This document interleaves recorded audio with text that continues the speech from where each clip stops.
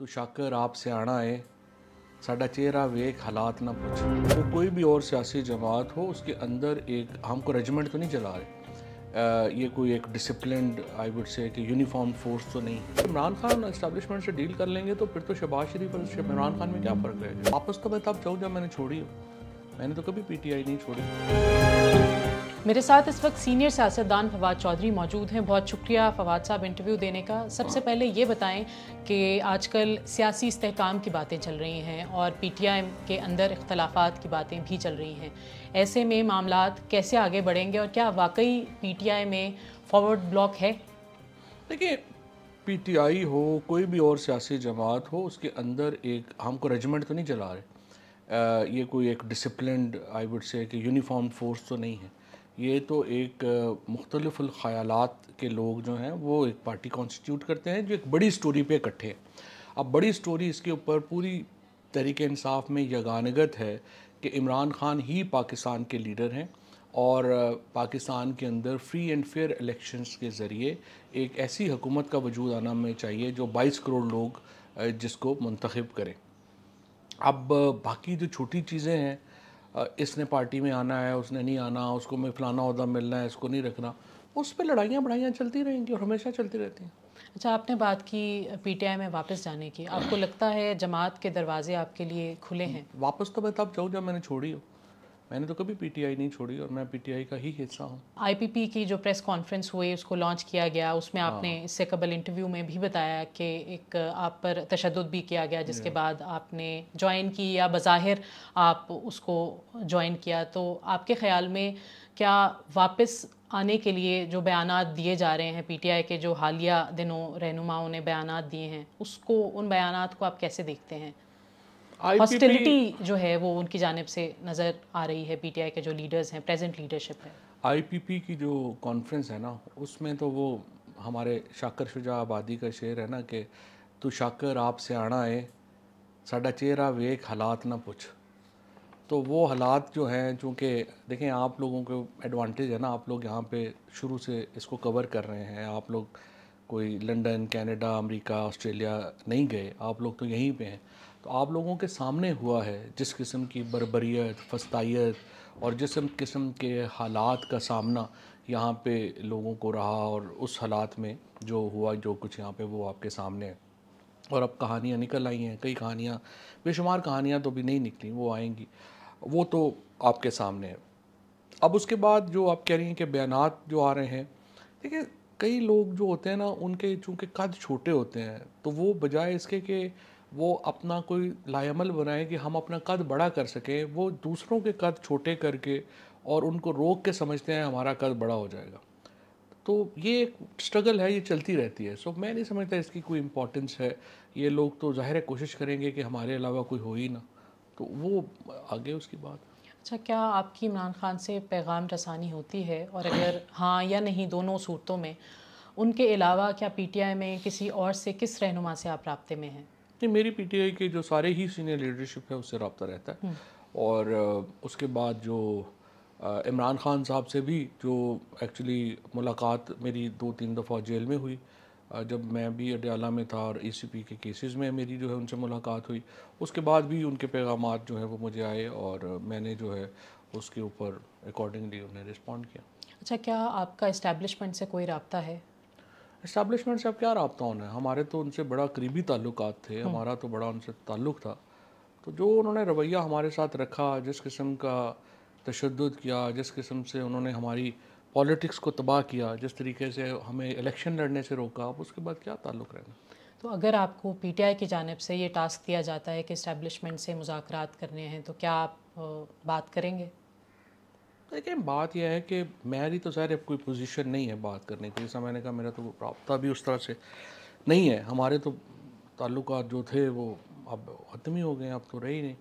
लेकिन अगर तरीके इंसाफ जो है, अल्टीमेटली तो देखें ना, करना तो बातचीत ही होगी, करनी तो एक नॉर्मलाइजेशन ही करनी है, क्योंकि हम पॉलिटिकल पार्टी है ना। हमको देखो, हम कोई सेसेशनिस्ट ग्रुप तो है नहीं।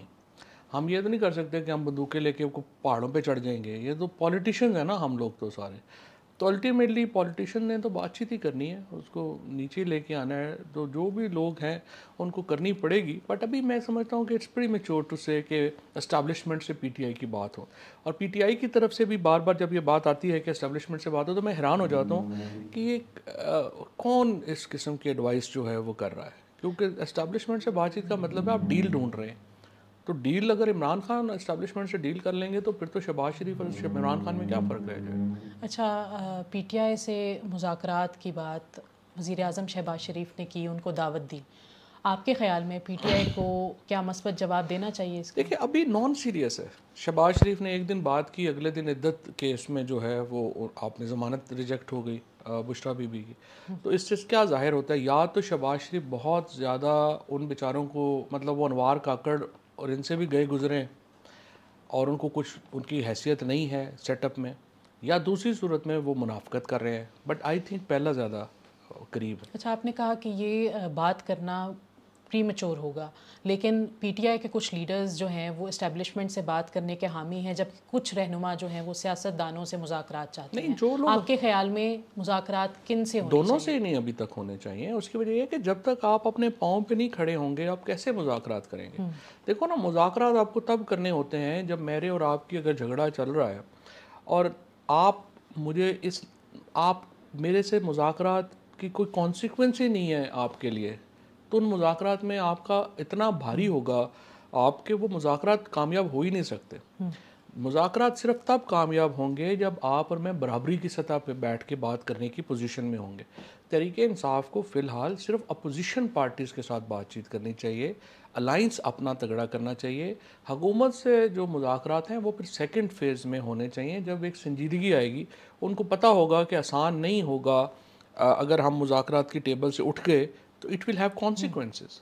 Until and unless P T I اپنے پاؤں پہ کھڑی نہیں ہوتی اور یہ ایک الائنس نہیں بنتا, اسٹریٹ پاور آپ کے پیچھے اتنی نظر نہیں آتی کہ حکومت اسے خوف کھائے, اور کوئی مذاکرات کا فائدہ نہیں. اچھا, کیا آپ کے دور میں واقعی میں پی ٹی آئی میں ایسے افراد شامل کیے گئے جو کہ اصل میں پی ٹی آئی کا حصہ نہیں تھے؟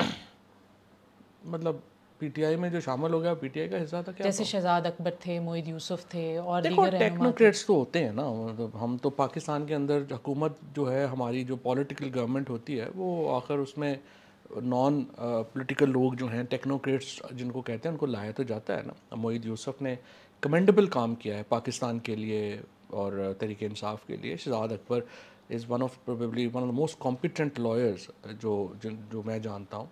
ان لوگوں کا بڑا کمینڈیبل کام ہے اور وہ ٹھیک ہے. پالیٹکس میں تو آپ کرتے ہیں, اس طرح حفیظ شیخ صاحب کو بھی تو پھر جو ہے وہ آپ نے فائنانس منسٹر بنایا تھا. ساری حکومتیں لاتی ہیں ٹیکنوکریٹس, اس میں کیا. اچھا, پی ٹی آئی ہمیشہ یہ کہتی رہی ہے, یہ بات کرتی رہی ہے کہ پاکستان کے معاملات میں اندرونی مداخلت یا بین الاقوامی پلیٹ فارم سے پاکستان کے جو معاملات ہیں ان میں مداخلت کے خلاف رہی ہے پی ٹی آئی, جو جتنا بھی دور میں حکومت کی ہے. اب آ کے امریکہ یا عالمی برادری کو اس بات پہ کہنا کہ جو عام انتخابات کے جو نتائج ہیں اس میں مداخلت کا پی ٹی آئی کی جانب سے کہا جانا, کیا یہ درست ہے؟ یہ جو معاملہ تھا, جیسے جو اس کا والا جو سائفر والا بالکل مختلف معاملہ تھا. وہ امریکن اسٹیبلشمنٹ جو تھی اس کی خواہش تھی کہ یہ, اور اس کی جو لینگویج تھی اور وہ سارا جو ہمارے سامنے ہے وہ رائٹس کے خلاف بات تھی. وہ تو ایک آپ سمجھیے کہ ایک الیکٹڈ گورنمنٹ کو ہٹانے کی بات کر رہے تھے. اس کی اس لیے انٹرونشن جو ہے وہ ایک نیگیٹو انٹرونشن ہے, ایک پازیٹیو انٹرونشن ہے. تو مداخلت تو مداخلت ہوتی ہے, اور کسی بھی ملک کے عام نہیں, یہ انتخابات مداخلت کے نہیں ہے. نتائج کو کے لیے مداخلت یا بظاہر مداخلت کا نہیں, یہ کہا جانا. مداخلت نہیں ہے. ہر دنیا کا شہری جو فرد کی آزادی پہ یقین رکھتا ہے, جو انسانی حقوق پہ یقین رکھتا ہے, اس کا فرض ہے کہ وہ آواز اٹھائے. آج پاکستان میں ہر شخص کا یہ فرض ہے افغانستان میں جو خواتین کو تعلیم کے اوپر پابندی لگائی ہے اس کی مذمت کرے. ہر شخص کا یہ فرض ہے کہ وہ امریکہ کے اس بات کو یہ کہے کہ آپ غزہ میں فلسطین کے لوگوں کی مدد کریں. جب آپ انسانی حقوق کی دیکھو, threat to freedom anywhere is a threat to freedom everywhere. It is responsibility. ہمارے رشتے ہیں نا, ہم ایک پہلے انسان ہیں, ایک رہ رہے ہیں, تو یہ تو نہیں ہو سکتا کہ ہم اپنے جو باقی انسان جو ہیں ان کو ہم کہیں کہ نہیں وہ انہوں نے ان کو جنگلوں میں اپنا چڑیا گھر میں بند کیا ہوا ہے لوگوں کو, لیکن ہم یہ بات نہیں کریں گے, یہ ان کا انٹرنل معاملہ ہے. یہ تو نہیں ہو سکتا. آپ کے خیال میں مستقبل قریب میں پی ٹی آئی کا آپ کو کیا کوئی فعال کردار نظر آتا ہے؟ دیکھو ساری سیاست ہی پی ٹی آئی کے ارد گرد گھوم رہی ہے, عمران خان کے ارد گرد گھوم رہی ہے. فعال کردار تو ہے ہی پی ٹی آئی کا نا, اور کس کا ہونا ہے. جب بھی ملک میں دوبارہ الیکشنز ہوں گے, جب بھی الیکشن آڈٹ ہوگا, تو اوبویسلی عمران خان پاکستان کی جو حکومت ہے اور ریاست ہے اس کی جو نمائندگی اس وقت ہے وہ تو عمران خان کر رہے ہیں, اور تو کوئی نہیں کر رہا. اچھا, آپ نے جنرل باجوہ کو توسیع دی, اس کے کچھ عرصے کے بعد آپ کے ان سے تعلقات خراب ہونا شروع ہو گئے. ایسا کون سا نقطہ تھا یا بات تھی جہاں سے تعلقات جو ہیں وہ خراب ہوئے؟ اصل میں کوئی ہمارا ساتھ کوئی اسپیسیفک اتنا ایشو نہیں تھا. جناب باجوہ صاحب کا فار اسٹیبلشمنٹ کی ایک انٹرنل پالیٹکس جو تھی, ہم اس کے آپ سمجھیے کہ ہم اس کے شکار ہو گئے, یا ایک اور اس میں ہم جو ہے وہ پڑ گئے. ہمارا ڈائریکٹ کلیش کبھی بھی اس طرح سے نہیں ہوا. ایشوز کے اوپر آپ دیکھیں نا, ہماری تو کوئی بڑی کوئی تھی نہیں لڑائی, کوئی بڑی لڑائی نہیں تھی. ایک پرابلم صرف ضرور ہے جو پاکستان میں اسٹیبلشمنٹ کو سیکھنا پڑے گا, سمجھنا پڑے گا. دیکھیں آپ عمران خان کو یا نواز شریف کو یا جیسے بے نظیر بھٹو شہید تھیں, ان سٹیچر کے لوگوں کو آپ شہباز شریف, خاقان عباسی یا انوار کاکڑ کی طرح تو ڈیل نہیں کر سکتے. ان کو تو آپ کو ڈفرینٹلی ٹریٹ کرنا پڑتا ہے.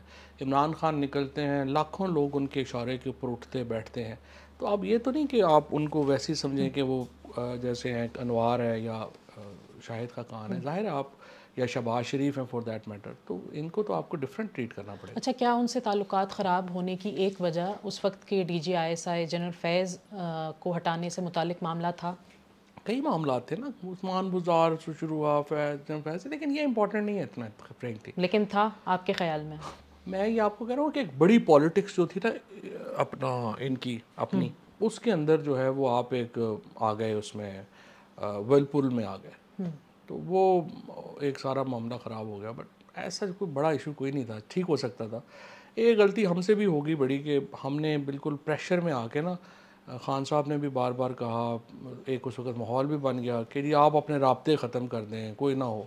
رابطے ہمیں ختم نہیں کرنے چاہیے تھے. میرے اچھے رابطے تھے, اسد صاحب کے اچھے رابطے تھے, علی زیدی کے اچھے رابطے تھے, اور بڑے لوگ تھے ان کے اچھے رابطے تھے, عمران کے اچھے رابطے تھے, یہ جو اپنے ہماری خیبر پختونخوا کے لوگ ہیں ان کے بڑے اچھے رابطے تھے. یہ رابطے ہم نے ختم کر کے سب نے بڑا اپنے پاؤں پہ کلہاڑی ماری. ہمیں اس کے بعد یہ ہوا نا کہ ہم سب نے اپنے رابطے ختم کر لیے, وہاں پہ پھر ہمارے صرف خلاف لابی رہ گئی, ہم اپنا بتا ہی نہیں سکے پوائنٹ آف ویو. اچھا, آپ پر ایک تنقید یہ بھی ہے کہ آپ کا دور حکومت میں جنرل فیض اور جنرل باجوہ کے جو فیصلے ہیں وہ اثر انداز رہے, یا حکومت سازی میں وہ اثر انداز رہے. تو کیا یہ واقعی سچ ہے, اور کن فیصلوں پر آپ کے خیال میں اثر انداز ہوتے رہے؟ دیکھیں نا, یہ تو 76 سال سے کرٹیسزم ہے نا, یہ صرف کوئی پی ٹی آئی کے اوپر کرٹیسزم تو نہیں ہے. ظاہر ہے کہ یہاں پہ ایک اسٹیبلشمنٹ کا رول ہے, 1952 سے رول ہے. کیونکہ پاکستان میں یہ دیکھو نا, جب یہ ایوب خان 52 کا دورہ کر کے آئے امریکہ کا, اور اس کے بعد پاکستان فرنٹ لائن سٹیٹ ہی رہا ہے.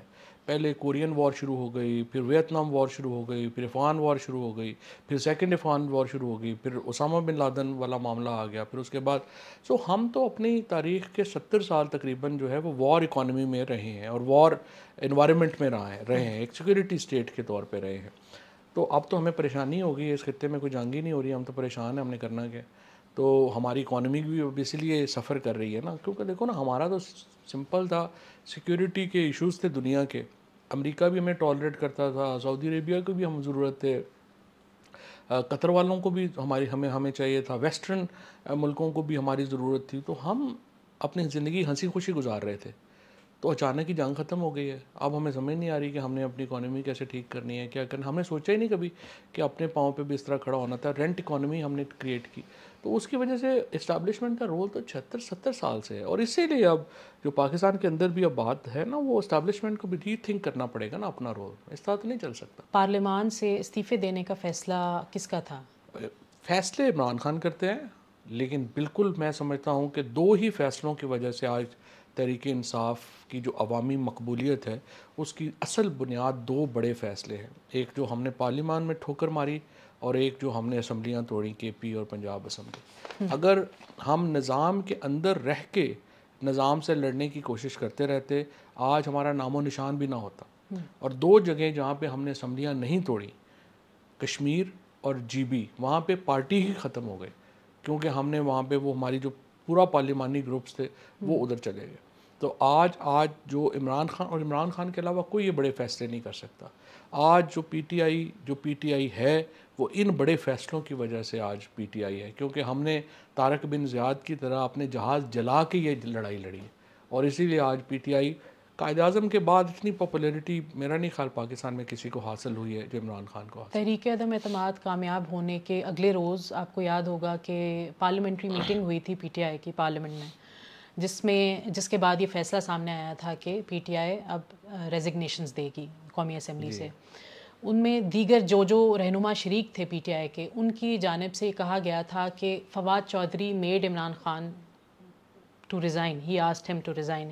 آپ اس پہ ڈرائیونگ فورس تھے, تو اس میں کتنی صداقت ہے؟ دیکھیں بات یہ ہے, میں جس آپ کو کہا عمران خان نے رائے پوچھی تھی, میری رائے یہی تھی کہ ہمیں استعفے دے دینے چاہیے اور میں اب بھی سمجھتا ہوں کہ ہم نے استعفے بالکل درست دیے. فیصلہ تو عمران خان نے کرنا تھا. اور میں آپ کو ایک انٹرسٹنگ بتاؤں کہ پرویز خٹک صاحب میرے ساتھ کھڑے تھے اور بعد میں ہماری جب وہ نکل رہے تھے اس نے مجھے کہا پر خٹک نے کہ یار یہ ویسے میں نا یہ جو فیصلہ ہے نا یہ ریزگنیشنز والا میرا دل مجھے لگتا ہے یہ غلط فیصلہ ہے, لیکن آج تک عمران خان نے جو فیصلہ کیا ہے نا وہ بعد میں صحیح ثابت ہو جاتا ہے. اس لیے مجھے بڑا ڈر لگتا ہے عمران خان کے فیصلے کے خلاف جاتے ہوئے. تو یہ فیصلہ بھی ویسے ہی فیصلہ تھا. میں دیکھیں رائے ہو سکتی ہے, بہت سارے لوگ کرٹیسزم کرتے ہیں کہ نہیں جی ہمیں سسٹم میں رہنا چاہیے تھا یہ وہ. عمران خان اس طرح کے سسٹم میں کا نہیں ہے, وہ ایکچولی وہ بڑے فیصلے کرنے والا آدمی ہے اور وہ مطمئن ہی نہیں ہوگا اس طرح ایک آدھی تیتر آدھا بٹیر ٹائپ سسٹم میں. سو انہوں نے یہ فیصلہ کیا تھا کہ میں نے یہی کہا تھا کہ ہم فیصلہ کر لیں کہ ہم نے اس کو جو ہے وہ ڈیفیٹ کر کے آنا ہے ہم نے اپنا, یا ہم نے ایک روٹین کی پالیٹکس کرنی. اچھا, کہا اس میں یہ گیا تھا کہ فواد چودھری اور شیخ رشید نے یہ دو افراد تھے جنہوں نے کہا تھا کہ ریزگنیشنز ہونے چاہیے. شیخ صاحب تو خلاف تھے, شیخ صاحب تو ریزگنیشن نہیں دینا چاہتے, انہوں نے دیا بھی نہیں تھا بلکہ بعد میں جب ہوا تو انہوں نے دیا تھا. مجھے جہاں تک یاد پڑتا ہے کہ اس میں جو ہے وہ خٹک صاحب نے پھر کہہ دیا تھا کہ بالکل ہمیں دینا چاہیے. میں نے بالکل کہا تھا کہ ہمیں دینا چاہیے. اور بھی لوگ تھے جنہوں نے کہا تھا کہ شاہد خٹک تھے, انہوں نے کہا کہ ہمیں دینے چاہیے. اور بھی لوگ تھے جنہوں نے کہا کہ دینا چاہیے. بہت شکریہ.